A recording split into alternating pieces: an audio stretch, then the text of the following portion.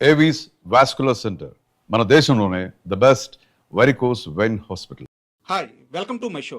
ఈరోజు నాతో చాలా స్పెషల్ గెస్ట్ ఉన్నారు. ఆయన ఎవరో కాదు, మీర్ గారు.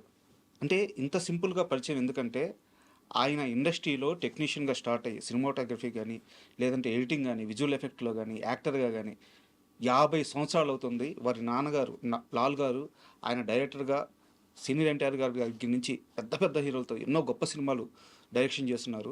సో వారి కుటుంబం సినిమా ఇండస్ట్రీతో గత 70 సంవత్సరాలుగా ట్రావెల్ అవుతుంది. మొత్తం వాళ్ళ కుటుంబం మొత్తం, వాళ్ళ నాన్నగారు, ఈయన, వీళ్ళ బ్రదరు, అలాగే వాళ్ళ బాబాయ్ గారు, వాళ్ళ బిడ్డలు. సో ఆ కుటుంబం మొత్తం 70 ఏళ్ళుగా సినీ ప్రపంచంలోనే ఉన్నారు. సో అలాంటి గొప్ప వ్యక్తి ఈరోజు నా ఎదురుగా ఉండడం నా అదృష్టంగా భావిస్తున్నాను. ఈ ఇంటర్వ్యూ చాలా ఇంట్రెస్టింగ్గా ఉండబోతుంది. Please watch. హాయ్ సార్, నమస్తే. గోవింద. సార్, మీరు యాక్చువల్గా ఇంటర్వ్యూకి వస్తున్నారు అనగానే మీకు సంబంధించిన డేటా రీసెర్చ్ చేయడం, ఆ పని మీద కూర్చున్నాను. అప్పుడే నాకు తెలిసింది సార్, ఒక వ్యక్తికి తన జీవితకాలంలో యాక్టింగ్ కానీ, టెక్నీషియన్ కానీ 2 నందులు వచ్చినా 3 నందులు వచ్చినా అద్భుతం అంటారు. అలాంటిది మీ ఒక్కరికి 22 నంది అవార్డులు ఉన్నాయి. భగవంతుడు ఆశీస్సులు, భగవంతుడు కృప అండి, అంతే. 22 నంది అవార్డులా?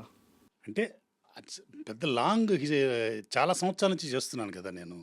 సో ఒక్కొక్క సంవత్సరంలో అన్ని, అది కూడా ఒకే డిపార్ట్మెంట్కి కదా నంది అవార్డులు. నాకు కెమెరాకి వచ్చింది, ఫోటోగ్రఫీకి, ఎడిటింగ్కి వచ్చింది, విజువల్ ఎఫెక్ట్స్కి వచ్చింది, డైరెక్షన్కి వచ్చింది, స్క్రీన్ ప్లేకి వచ్చింది, తర్వాత ప్రొడ్యూసర్గా కూడా వచ్చింది అనమాట. సో ఇన్ని డిపార్ట్మెంట్స్కి ఒక్కొక్క అలా తీసుకుంటూ వెళ్తే అలా 22 దాకా వచ్చిందనమాట. ఓకే. అంటే ఈ ఇంటర్వ్యూ స్టార్ట్ అయ్యే ముందు వేరే వాళ్ళతో మాట్లాడినప్పుడు మీరంటే ఒక కెమెరా మ్యాన్ కాదు, ఒక ఎడిటర్ కాదు, ఒక విఎఫ్ఎక్స్ కాదు, అతను ఒక పరిపూర్ణమైన ఆల్రౌండరు. చాలా జాగ్రత్తగా ఉంటారు ఇండస్ట్రీలో. అజాత శత్రువు అని చెప్తారు. నాకు తెలిసి ఎవరితో మీకు గొడవలు లేనట్టున్నాయి ఇండస్ట్రీలో. అంటే అది మా నాన్నగారు నాకు నేర్పించిన నడక అనమాట. అలా ఉండాలి, ఇండస్ట్రీలో ఎలా ఉండాలి ఆయన. ఎందుకంటే వేలు పట్టుకుని నాకు ఇండస్ట్రీలో ఎలా ఉండాలి, ఎలా మసులుకోవాలి, ఎప్పుడు హెచ్చులకు పోకూడదు. మా ఈ ఫిలిం ఇండస్ట్రీలో, ఒక్క ఇండస్ట్రీలోనండి, any man can become anything overnight అనమాట. ఈ ఒక్క ఇండస్ట్రీలో. మిగతా చోట ఎక్కడైనా కూడా పడి అంటారు, అదే అడుగుల స్టెప్ బై స్టెప్గా పైకి రాగాలి. కానీ ఈ ఇండస్ట్రీలో ఇప్పుడు ఒక ప్రొడక్షన్ అసిస్టెంట్ అబ్బాయి రేపు పొద్దున్న ప్రొడ్యూసర్ అయిపోవచ్చు సార్. ఒక జూనియర్ ఆర్టిస్ట్గా ఉన్న అతను సడన్గా హీరో అయిపోవచ్చు. అలాంటి ఫెసిలిటీ ఈ ఇండస్ట్రీలో ఉంది. కాబట్టి అందరికీ మర్యాద ఇస్తూ అందరితో గౌరవంగా ఉండాలని మా నాన్నగారు నేర్పించింది. అదే నాకు ఇన్ని సంవత్సరాలు. ఈ సందర్భంగా నాన్నగారి గురించి ఒక విషయం సార్, నాకు ఇలాగే రీసెర్చ్లోనే తెలిసింది. సినిమా అంటే సినిమాలో సంపాదించుకుంటారు, బయటికి వెళ్ళిపోయి సినిమానే తిడతారు చాలామంది. సినిమా అంటే నా కన్న తల్లి, సినిమా నాకు అన్నం పెట్టింది, నా బిడ్డలకు పెట్టదా, నా కుటుంబానికి పెట్టదా, నా బిడ్డలు సినిమా ఇండస్ట్రీలోనే ఉండాలి అని మీ చిన్నతనంలోనే ఆయన నిర్ణయించేశారంట. అవును, అవును.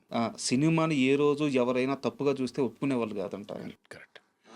అంటే ఆయన, మేము పుట్టినప్పుడే, మేము ముగ్గురు అండి, నేను, మా చెల్లెలు, మా తమ్ముడు. అంటే మేము పుట్టినప్పుడే మా నాన్నగారు డిసైడెడ్ అనమాట, వీళ్ళు ముగ్గురు నా ఫిలిం ఇండస్ట్రీలోనే ఉండాలి అని. ఆయనకి ఇండస్ట్రీ మీద అపారమైన భక్తి అనమాట ఆయనకి. అంటే మనం ఎలా ఉంటామో ఇండస్ట్రీ మనతో అలాగే ఉంటుంది అని. సో ఆయన అలా నమ్మారు. ఆయన నమ్మి మమ్మల్ని ముగ్గురిని కూడా ఫస్ట్ నుంచి, ఇప్పుడు నేను కెమెరామ్యాన్గా, నేను ఫస్ట్ ఎడిటింగ్ నేర్చుకున్నాను, తర్వాత కెమెరామ్యాన్ అయ్యాను. మా సిస్టర్ని అడయార్ ఫిల్మ్ ఇన్స్టిట్యూట్లో ఎడిటింగ్లో డిప్లొమా చేయించారు. She was the first lady editor to be get diploma from Adyar film institute. మా తమ్ముడిని కెమెరామ్యాన్గా నా దగ్గరే పెట్టారు. ఆయన తమ్ముడు, సొంత తమ్ముడు ఎస్ఎస్ లాల్, ఆయన ఎక్కడో స్కూల్ టీచర్గా ఉంటే ఆయన్ని తీసుకొచ్చి ఫోటోగ్రఫీ నేర్పించి ఆయన పెద్ద కెమెరామెన్ చేశారు. ఆయన ట్రిక్ ఫోటోగ్రఫీలో చాలా నిష్ణాతుడు ఆయన. ఆయన పిల్లలు 4 ఉన్నారు, కబీర్ లాల్, జానీలాల్, బాషాలాల్, అమీర్ లాల్ అని 4 బాంబేలో పెద్ద కెమెరామెన్స్. సో అలాగా మొత్తం అందరూ కూడా ఇదే అన్నమాట. సో అది మొత్తం మా నాన్నగారి పుణ్యం అండి, మా నాన్నగారు పెట్టిన భిక్ష, అంతే. సార్, నాన్నగారు చేసిన సినిమాలో మీకు బాగా ఇష్టమైన సినిమా ఏది? అంటే అలా చెప్పడం కష్టం, కానీ టెక్నికల్గా కష్టపడి తీసిన సినిమాలు ఉంటాయి కదా, వాటిని చెప్పగలను. అన్నీ ఇష్టమే సినిమాలు, కానీ పాప కష్టపడి బాగా చేసిన సినిమాలు ఉంటాయి. ఇప్పుడు పింజిల్ సుబ్బారావు గారు ఫస్ట్ టైం ప్రొడ్యూస్ చేస్తూ హంతకులు వస్తున్నారు జాగ్రత్త అని ఒక సినిమా చేశారండి నాన్నగారు. అదేంటంటే ఒక ఇంట్లో జరుగుతుంది. అది ఒక 4 దొంగలు పోలీస్ కస్టడీ నుంచి పారిపోయి వచ్చి ఐజీ ఇంట్లోనే దాక్కుంటారు వాళ్ళు. సో ఆ బ్లాక్మెయిల్, ఆ డ్రామా అంతా ఉంటుంది. సో ఆ రోజుల్లో మా చిన్నానే కెమెరామెన్ దానికి. ఆ సెట్కి సరిపడా లైట్లు లేక వీళ్ళు సగం ఫ్లోరు లైటింగ్ చేసి మొత్తం ఫిలిం అంతా తీసేసి తర్వాత మళ్ళీ రెండో పక్క లైటింగ్ చేసి మిగతా సగం సినిమా చేశారు. అంటే ఆ కంటిన్యూటీలు, డ్రెస్సులు, యాక్షన్ కంటిన్యూటీ ఇవన్నీ గుర్తుపెట్టుకున్న సినిమా అంతా. అది చాలా కష్టపడి తీశారు. మాన్యువల్. అది నాకు తెలుసు, నేను చూశాను కాబట్టి ఆ కష్టం.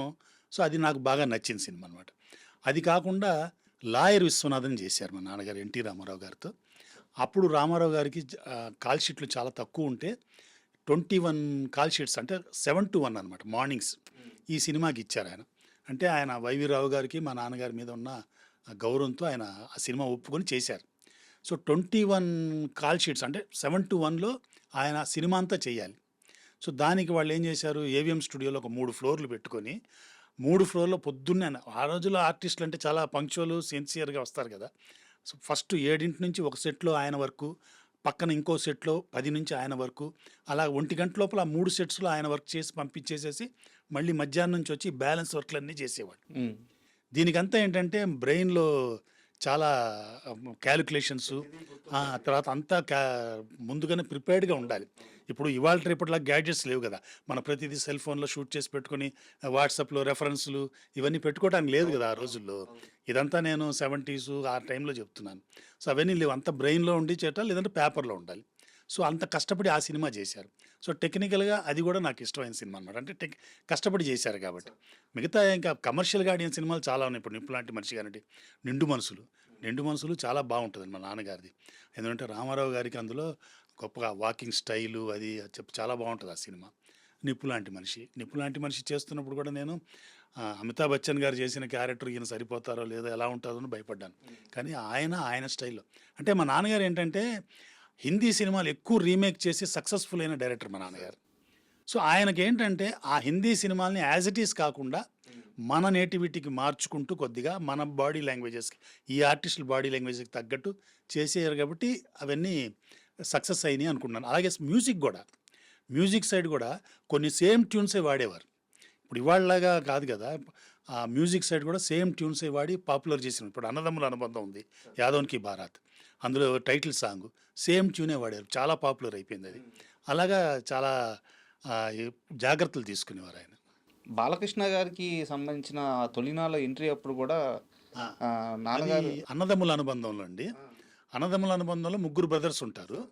అందులో ఫస్ట్ వాళ్ళు ఏమనుకున్నారంటే, ఫస్ట్ రామారావు గారు రెండో బ్రదర్కి మురళీమోహన్ గారిని పెట్టారు. మూడో బ్రదర్కి ఒరిజినల్గా తారిక్ అని హిందీలో చేశాడు ఆయన, యాదవ్కి బారాత్లో. అతన్నే పెట్టాలనుకున్నారు. కానీ అతని డిమాండ్స్ అంతా కూడా చాలా ఫ్యాన్సీగా ఉండటంతో ఏం చేద్దాం అన్నారు. Tamil at the same time చేస్తున్నారు ఎంజి రామచంద్రన్ గారు. అందులో ఏం చేశారు, 2 క్యారెక్టర్లు ఎంజీఆర్ గారే వేసారు. మూడో క్యారెక్టర్కి చంద్రమోహన్ గారిని పెట్టారు. ఆయన అక్కడ పెట్టారు కదా, ఇక్కడ ఎందుకు రిపీట్ చేయటం అనుకున్నారో ఏంటో నాన్నగారు. సో ఏం చేద్దాం అనుకున్నప్పుడు బాలకృష్ణ గారిని ట్రై చేద్దామని, ఆ మేకప్ మ్యాన్ పీతాంబరం గారే ఆ సినిమాకి ప్రొడ్యూసర్, రామారావు గారి మేకప్ మ్యాన్. సో ఆయన చేత చెప్పిస్తే ఆయన కూడా ఒప్పుకున్నారు. నాన్నగారి ఐడియానేనట్టుగా ఇది బాలకృష్ణ గారితో చేపిద్దాం అనేది. నాన్నగారు ఏదో ఎవరికో వస్తుంది కదా, స్పార్క్ వస్తుంది కదా, దాన్ని అలాగా చేసి ఆయనతో చెప్పి, సార్తో చెప్పి ఒప్పించారనమాట. అది చాలా పెద్ద హైలైట్ అయింది. అది యాక్చువల్లీ బాలకృష్ణ గారు చేయటం వల్ల ఆ 3 బ్రదర్స్ పరిపూర్ణంగా నాకు చాలా ఇష్టం. ఆ ఇంటర్వెల్ బ్లాక్ ఉంటుంది, రామారావు గారు లిఫ్ట్లోంచి బయటకు వస్తారు, ఆ సిగరెట్ ఎత్తుకొని లైటర్ కోసం వెలుగుతూ చూస్తుంటే టక్కని బాలకృష్ణ గారు వచ్చి లైటర్ వెలిగిస్తారు. అందులోనే మురళీమోహన్ గారు కూడా వచ్చి సిగరెట్ పెడతారు. 3 ఉంటారు అనమాట. అది బాగుంటుంది. నిజానికి అప్పట్లో ఇది చాలా పెద్ద కమర్షియల్ షాట్ కదా. కమర్షియల్ షాట్ అది ఆ రోజుల్లో.